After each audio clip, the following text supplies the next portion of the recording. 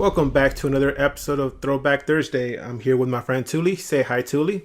Hi, guys. And before we get into it, there's going to be some spoilers up ahead, so you've been warned. And today we're going to be reviewing Pulp Fiction.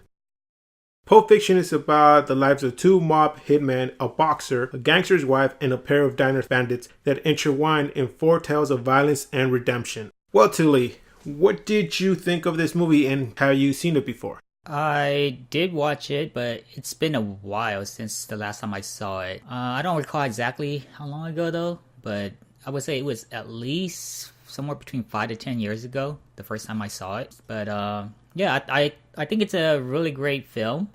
It's done, or the story's told in a very untraditional fashion where things are shown out of sequence, and things don't quite make sense until you get to the end. But I like how things come together, though. That's one aspect that I really enjoyed about the movie. In a way, like, there weren't really like that famous names yet at the time, because the movie did come out in 94. I mean, maybe some of them were already like getting there, but I know like this film like jump started a lot of these actors' career. But then you have a bunch of cast in here, like Samuel L. Jackson, Uma Thurman, Harvey Keitel. Yeah, just a lot of big names there. Bruce Willis. But yeah, overall, I like what the film did in terms of telling the story out of order, and for it to do it that well, I appreciate it. Some dark humor in here, which I'm fine with. I would say the only thing that I would have a little complaint on, is because, like how you said, it's told in like about 4 different arcs or 4 different stories or whatever. I felt like for one of them it lingered on a little too long, but I guess I can touch upon that a little more deeply in a bit. Okay, I agree with you. The thing that fascinates me with this movie is the way it's told in out of order sequence. It had never been done before, or not a lot of people were familiar with this sequence. Quentin Tarantino took a risk, and that's what a lot of the actors in the movie said. He's like, when we read the script, it was in like out of order, and they actually thought somebody messed around with it. But then Quentin said, no, it's supposed to be in loose sequence, so you yourself can put it together at the end. So it doesn't really fit the traditional norm at the time, so a lot of people were wondering. And then even some studios said that it was too violent, and then some of the vocabulary was not appropriate, and they didn't want to fund the project. But I'm really happy that it got funded by Miramax, who basically distributed it. So it's incredible that this movie, after it came out, it got the hype and reviews that it did. There was actually one story that actually stood out. They had a film festival in New York, and they showed the movie. And in that movie theater, there was John Travolta and Samuel L. Jackson were like on the balcony. And they hear a lady on the first floor start screaming to stop the movie. And this is the adrenaline shot scene where Uma Thurman's, ODing. So they stopped the movie. Actually, there was a guy in the audience who was diabetic, and his blood sugar dropped. He had like a mini seizure. But then they're like, this was bizarre, but it couldn't happen at a better place during that showing, because after that, they said Pulp Fiction is so out there that somebody in the audience had a heart attack, which actually kind of stretched the truth. He didn't have a heart attack. He just diabetic. But I guess Quentin Tarantino couldn't have a better promotion for the movie, so he actually said it was the best thing that happened to them, or to that movie. He said they couldn't have asked for something else. So, and that started spreading rumors that you should go see this movie. Like, a guy even had a heart attack in the theater while watching this. And, with that kind of hype, is like, oh man, I should actually go see what the hype is about. So just to let you guys know, I'm a big Pulp Fiction fan. It's one of my favorite movies of all time. Also, the casting was so amazing. Actually, Quentin Tarantino has said that he wrote Jules just for Sam Jackson. This is how it went. Samuel L. Jackson went to audition for Reservoir Dogs. He didn't get the role, but he still attended the film festival where Reservoir Dogs was showing. He meets up with Quentin afterwards, and he's like, hey, did you like the movie? He's like, yeah. What'd you think of the guy who replaced you? And Sam Jackson was actually amazed that, oh, hey, Quentin remembers me because I auditioned. And he's like, well, he did good. And he's like, don't worry, I am writing a part for you in my next movie. And he's like, so you do actually remember me auditioning? He's like, yeah, of course. Sam Jackson was in New York filming something, and he gets the script, and inside there's a slip that says, Jules is the part you're going to be playing. He comes to LA and auditions, thinking the part is his already, but there's another person casted for that part too. The other guy nails the audition. Word gets back to Sam Jackson that, hey, the other guy outdid you. And Sam Jackson was like, but the script said that part is mine. So he actually went back again and auditioned in front of everybody. And they were like, okay, sorry, there was a misunderstanding or something. So, but the part, you did so good. We're going with your part. Quentin calls him up and says, hey, the reason we called you back was because we didn't know how to end the movie. But the way you delivered the last scene when you were reading for the audition, you cemented in my mind how I was going to end the movie. So Quentin credits Sam Jackson for actually convincing him how to end the movie. And Sam Jackson basically, even to this day, he says like, you know what? He's like, that's the reason as an actor, you never take it for granted when somebody says the role is yours, because nothing's cemented or finalized in Hollywood. Okay, so with that said, let me kind of bridge this movie with the recent one that we did, Incredibles 2. Elastigirl, who was played by Holly Hunter, was actually considered to play Mia in Pulp Fiction. So those are little facts that, to me, makes this movie like even more amazing, because everything that happened off screen. People that we see now that are famous got catapulted in their career because of this movie. People who were already established, John Travolta, he says that this re-energized his career, because Quentin was such a fan of his, Grease, Saturday Night Fever, that he actually invited him to his house and he started talking about his own career, and then John Travolta started talking about his.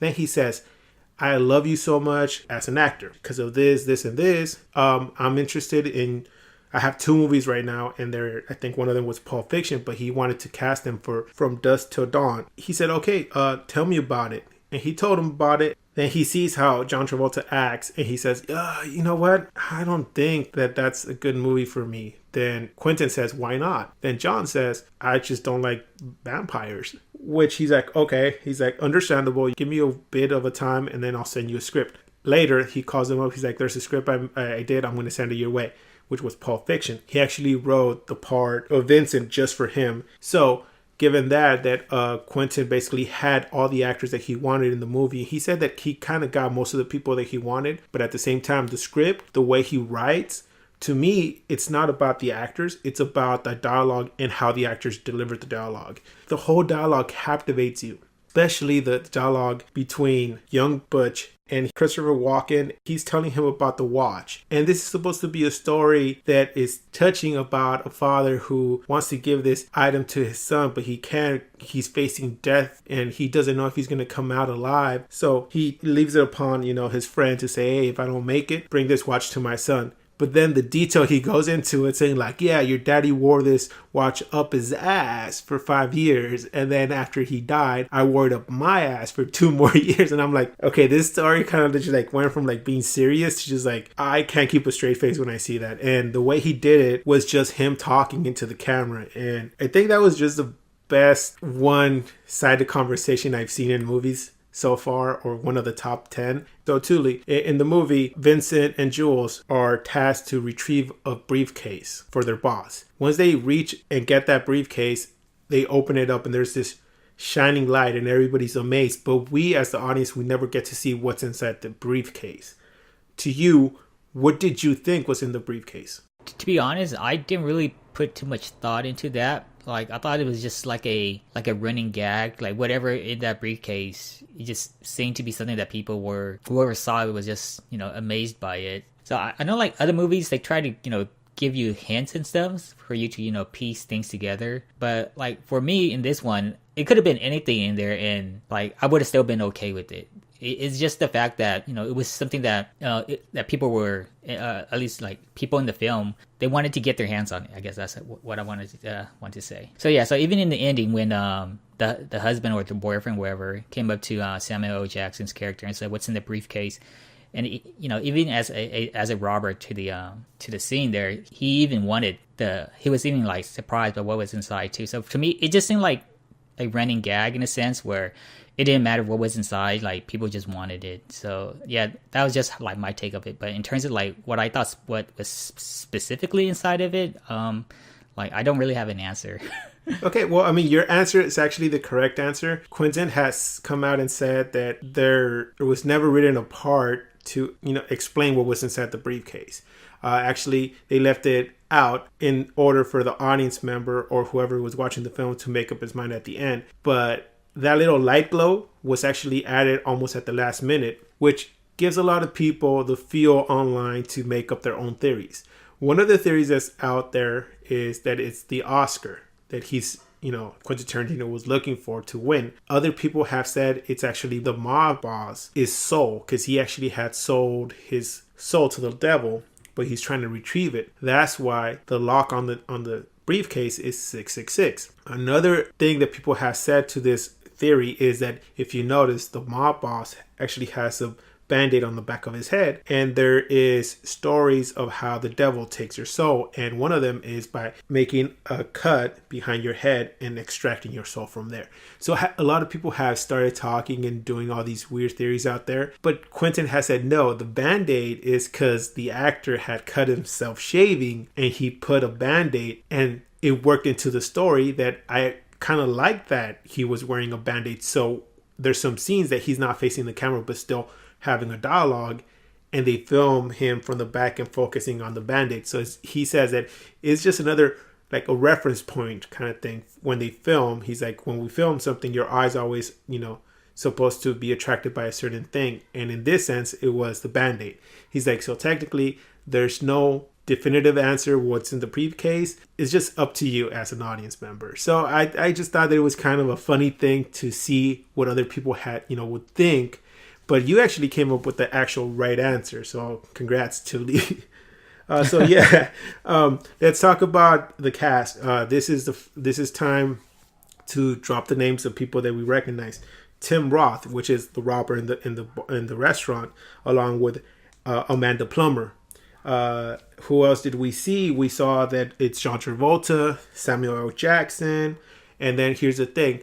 Remember in The Incredibles, I referenced Phil Lamar. He's a voice actor who does characters for games and movies and cartoons. So he actually did this movie, and he's the guy in the back of the car who gets his head blown off by John Travolta. His name in this movie is Marvin, and that scene was not supposed to be that way. He was actually supposed to be shot in the throat, just die an agonizing slow death. But John Travolta suggested, what if I shoot him in the head and I deliver the line like, oh man, I just shot Marvin in the head. Like, oh man, I just stepped on his toe. Like something like funny, but just like, oh, I just did an oopsie kind of thing. He's like, I'll deliver it in that manner where people are going to be like, oh, he's like, he doesn't even care. That's what he did. He suggested it to Quentin, and Quentin said, hey, yeah, sure, let's do that. Yeah, we had Bruce Willis, who was Butch. We had Uma Thurman, who was Mia. And yeah, like you said, all these cast members who were casted for it either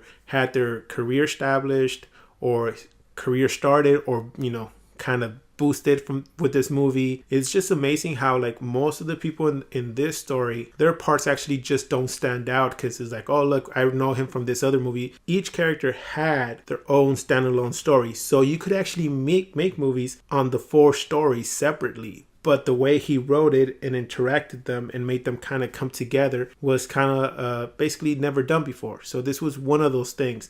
And all the reference that he has in there, like the Bible references and how Jules just wants to, wander the earth like Cain from Kung Fu. All those are movie references or TV show references that Quentin grew up with, so it's like something that he takes from his life and writes it into a story. So with that said, Touly, like tell me what you like or like didn't like a scene. Let me hear what you have to say. Yeah, like in terms of what I like, I mean, I already mentioned how I like how the movie went about it in a very effective way of just telling the story out of sequence. Yeah, there's very little that I could complain about the film, except for me saying earlier that there was a particular scene that I thought just lingered for a little too long, for my taste. Maybe other people might not see it this way, but for me it did. And it's when the narrative goes to Vincent and Marcellus Wallace's wife, played by Uma Thurman. The scene where they go to the restaurant, and I guess it's the moment that when they step into the restaurant till they get on the dance floor. For the most part, what I thought this scene was supposed to prove was just the relationship between these two characters and how like Vincent didn't want to potentially crossed the line because he didn't want to put himself at risk if something bad was to happen to Marcellus' wife. So just them talking for a little too long without anything meaningful happening, that's kind of like where I come in and say, things just linger a little bit too long. They could have just easily have gone to like the dancing portion a little like more quickly. It could the things that transpired between it that really mattered would actually occur, at a more respectable pace. And of course, that I'm referring to when they come back the house, and then Mia, that was when she overdosed herself, and then Vincent had to take her back to the guy who sold him the drugs. To me, that was when like that particular narrative got really interesting. So I thought like what led up to that moment, it took too long. I guess I could understand like they needed that part to kind of establish the relationship between Vincent and the wife. But I think there was just a little too much dialogue for my taste to just get to that point. That will only be my own complaint. Okay, well, let me add a little to that. Actually, I thought that was a good scene in my view, because right before that, we see Vincent buying the drugs, right, from his drug dealer. And we see him shoot up. And also when they're zooming in on his little bag that he's opening, it's kind of this like seductive way of him saying like, oh, look, he's getting high. And for him to get high is kind of this sexual pleasure thing. So right after that, we flash to him in the car going to go pick up Mia. But when you see him, he's already high. And if you notice, that's why they have the cheesy drop scene in the back where the black and white cars are passing. In a sense, for me, when they got to the restaurant, the way they shot it with one smooth shot, they're going around the restaurant. To me, that just seemed that he was just so high that he couldn't comprehend what was going on. And he got high so he wouldn't be tempted to cross the line. Yeah. I mean, like, to me, I'm not saying like the scene wasn't good. That's just if I had to complain about it, that would just be it. Yeah, like, yeah. It would have still been good regardless if they had. It would have been better. I guess that's what I'm trying to say. Had they reduced the pacing, or if they have like adjusted it so the pacing would have been a little bit better. But I still think that the scene is still good. I just saying like it would have been better. That's my complaint. Yeah. The only thing that I liked about it was, I guess, looking at it from the perspective of the cameraman, how it was shot. Okay, then what scene did you like a lot or stood out? I mean, I can always pick something from each of the narrative sequences that were told. Like, I don't have one in particular, like in terms of like a favorite, but I mean, I guess like some of the more notable ones. I think like most people are aware of Samuel L. Jackson's character's line. Yeah. From the thing that he recites from the Bible before he kills somebody. Mm-hmm. That one I see get parodied a lot in other stuff. I suppose I don't want to say it was good or bad. It just threw me for a loop because I didn't expect John Travolta's character to die. Oh, okay. So when he stepped out of the bathroom and then Butch was on the other side and Butch shot him and killed him right there. Because it was told out of sequence, it didn't quite make sense. Like, I was like, whoa, this came out of nowhere. Yeah. But then, of course, this is something that if you watch it till the end, then you were able to, say, oh, it's because John Travolta's character did this versus what his partner Jules, played by Samuel L. Jackson, did this, and he said this.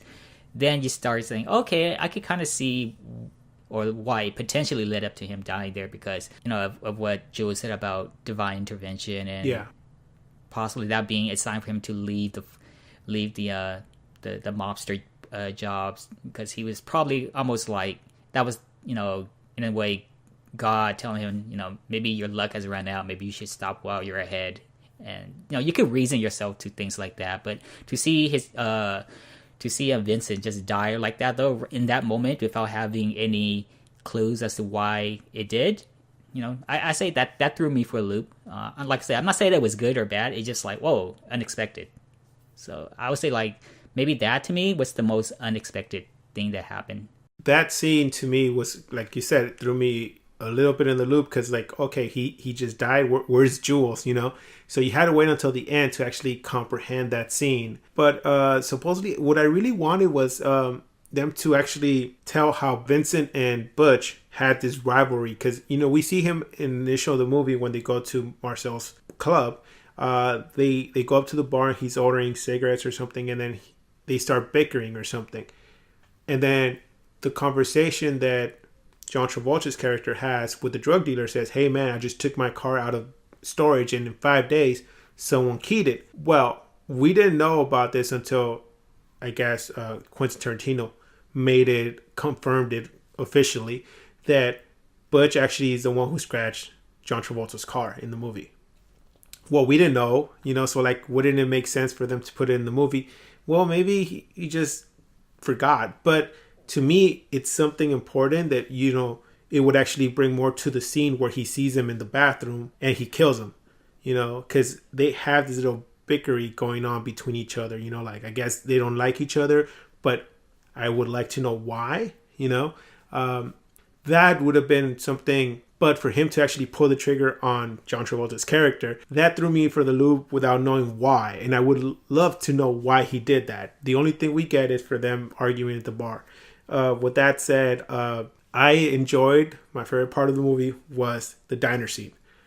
How the dialogue, they have the Mexican standoff right there between Jules, Amanda Palmer, and John Travolta's character. They're sitting there, and also Tim Roth is there, like, they're just holding each other and like, tell her to be cool, be cool, and like, now tell her to do this and stuff like that. And that whole conversation, and telling him, explaining his quote, that he thought it was something cool to say before he killed somebody, and now he's thinking it of a different way, and how the movie ended, which basically tells you Jules took one route and Vincent took the other route, and now we know Vincent is dead, Jules is still alive. And was it divine intervention? It's up to you. Like, you think about it. So it's kind of like this whole thing, and it came together. That's what I liked about this movie, that it kind of wrapped it up and basically like give it to you and said, here, you kind of think about it. Also think about what's in the briefcase or something. Just make up your mind. Just don't take our word for it, kind of thing.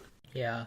I find it a little ironic too, like how these things like were happening in the world when Vincent was in the bathroom. Like, he was there, I believe, in the movie. They showed him there 3 times. Yes. Was it? Yes. And each time he went there, something was happening, outside the room.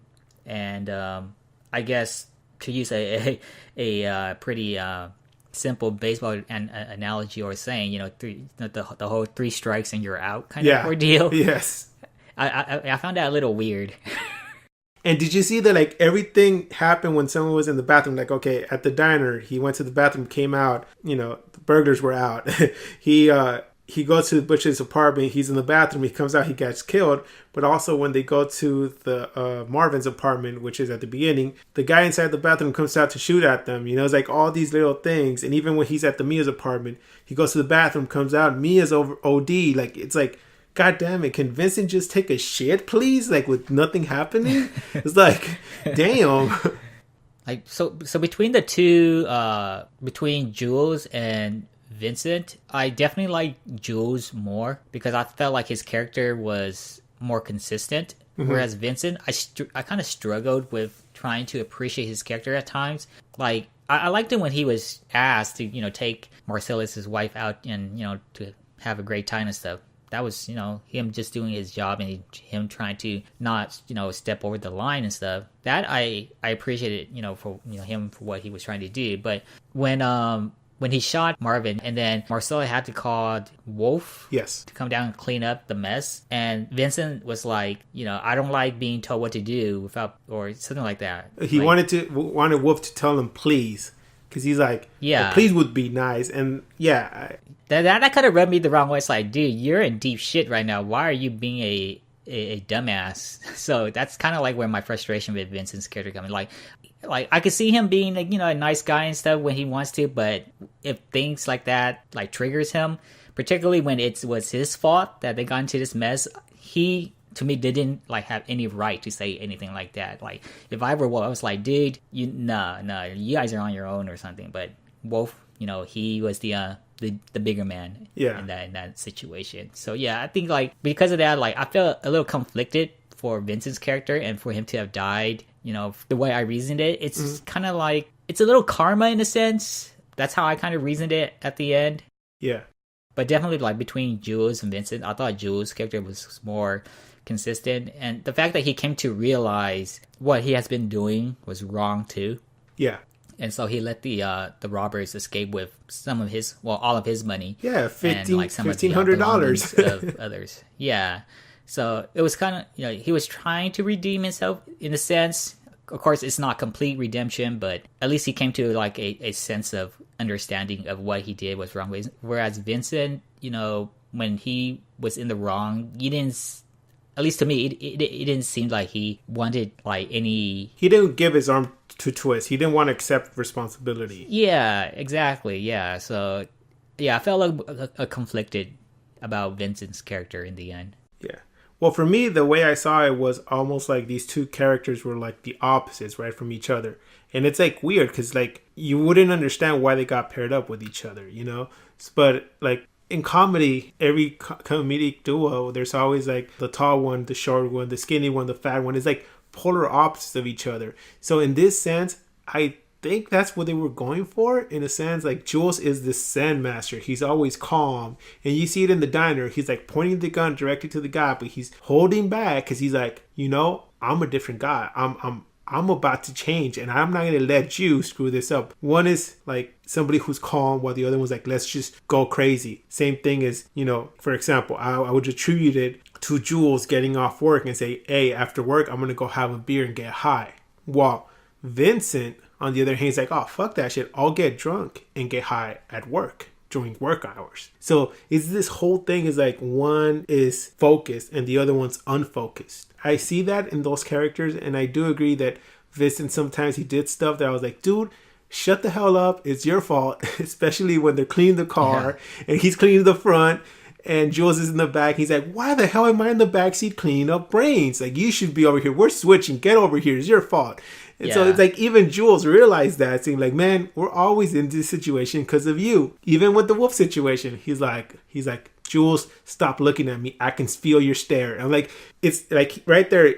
He tells you like, oh, this is not the first time I've done shit like this. And Jules knows it. But Jules like, good dude. He's like, I'm going to be calm. I'm a peaceful guy. I'm a sand guy right now. So don't push me because I'll go off. So with that, we're going to end up giving our review for this movie. Touly, what did you give this movie? See, so here's the thing. I wanted to give it a 9.0 out of 10. But to me, when it comes to giving movies 9.0, it has to like really mean something to me. Like to my friend, I know this movie, he likes this movie a lot. And just like you like this movie a lot. Yeah. So if you were like to give it a 9 out of 10, like I could understand why you would give it a 9 out of 10 because it means a little bit more to you. Yes. But to me, even though I think that it's a good movie, it doesn't hold that type of meaning to me. I just view it as, hey, it's a good movie. So because of that, I am going to give it an 8.5.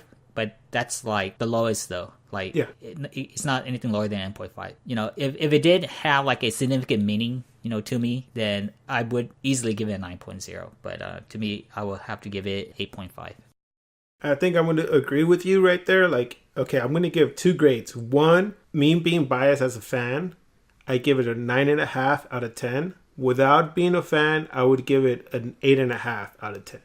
That extra point for me is because the whole thing that he did for the first time took the risk of making this movie out of sequence and all the things that he added to it. That actually changed the way people made movies. So for me as a fan, that gets the extra point. If he would have played it safe, he could have done it different ways. Gone to the studio and been like, okay, what do you guys want? I'll bend over backwards to what you need and I'll just write something for you guys. But in a sense, he made this script, which was, according to the actors, almost like 12 pounds. It was really big. And he had his idea and he's not going to change his idea. He's like, this is what we're doing. If it works, it works. If it doesn't, I don't care. That's what he did. So for me, that's why he gets my grade.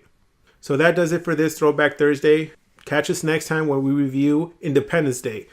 And social media is down in the description. Hit us up if you have any questions. And remember, keep watching movies.